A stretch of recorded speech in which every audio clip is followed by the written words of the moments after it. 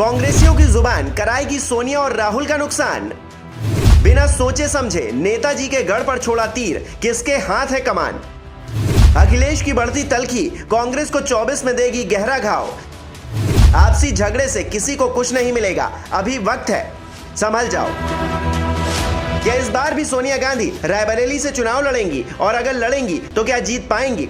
क्या राहुल गांधी फिर अमेठी से वापसी करेंगे? अगर करेंगे तो कहीं पिछली बार वाला हाल तो नहीं हो जाएगा? वैसे तो रायबरेली और अमेठी को कांग्रेस का गढ़ माना जाता है, लेकिन क्या इस बार भी यहां सेंधमारी होने वाली है? और अगर कहा जाए कि इसकी वजह कोई और नहीं बल्कि गठबंधन के साथी अखिलेश यादव हो, तो फिर कैसा लगेगा? पिछले कुछ दिनों से जारी घटनाक्रम तो यही संकेत दे रहे हैं। दरअसल इस सब की शुरुआत तब हुई जब यूपी कांग्रेस के अध्यक्ष अजय राय ने अखिलेश की दुखती रग यानी कि उनकी पारंपरिक सीट आजमगढ़ की हार का तार छेड़ दिया। अजय राय ने कहा कि आजमगढ़ में निरहुआ जीत गए और अखिलेश अपनी ही सीट नहीं बचा पाए। अगर अखिलेश इतने ही मजबूत हैं तो आजमगढ़ क्यों हार गए? बस अजय राय का यह कहना था और समाजवादियों का खून खौल उठा। अखिलेश यादव बोले, आजमगढ़ से समाजवादियों का रिश्ता गहरा है, कोई आजमगढ़ पर टिप्पणी करेगा तो सुनने के लिए तैयार रहे।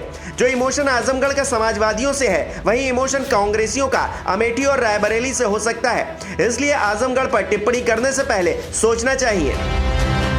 अखिलेश के इस बयान के बाद सियासी गलियारों में यह गुणागणित तेज हो गया कि आजमगढ़ पर किया गया तंज कहीं कांग्रेस को अमेठी और रायबरेली में दर्द न दे जाए और उसे सपा के वॉकओवर से हाथ ना धोना पड़ जाए। दरअसल अभी तक यूपी की सियासत में एक परंपरा रही है कि सपा रायबरेली और अमेठी में अपने प्रत्याशी नहीं उतारती। इसके बदले कांग्रेस भी सपा की कुछ पारंपरिक सीटों पर बैक स्टेप करती है। लेकिन हाल फिलहाल में हो रही बयानबाजी से लग रहा है कि इस बार मामला सीरियस ना हो जाए, जिसका नुकसान कांग्रेस को उठाना पड़े। वैसे भी पिछले लोकसभा चुनाव में स्मृति ईरानी ने अमेठी का कांग्रेसी किला तो ढहा ही दिया था। अब अगर सपा भी उसी मैदान में उतर गई तो शायद रायबरेली का इकलौता किला भी कांग्रेस के पास ना बचे। चर्चा तो यह भी है कि 25 अक्टूबर को रायबरेली और अमेठी लोकसभा क्षेत्र के पदाधिकारियों और विधायकों की सपा प्रदेश कार्यालय पर बैठक बुलाई गई है। मतलब यह है कि सपा अपनी तैयारी कर रही है, बस अखिलेश यादव के इशारे का इंतजार है। ऐसे में कांग्रेस को थोड़ा बचकर रहना होगा और नेतृत्व को अपने नेताओं की जुबान पर लगाम लगानी होगी, ताकि इंडिया गठबंधन यूपी में बीजेपी के खिलाफ लड़ सके, न कि आपस में।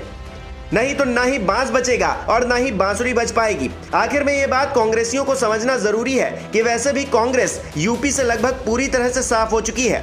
अब एक उम्मीद इंडिया गठबंधन के तौर पर है, जिसके सहारे कांग्रेस कमबैक कर सकती है। लेकिन अगर जुबान यूं ही चलती रही तो उम्मीद यही है कि कांग्रेस यूपी से पूरी तरीके से चली जाए।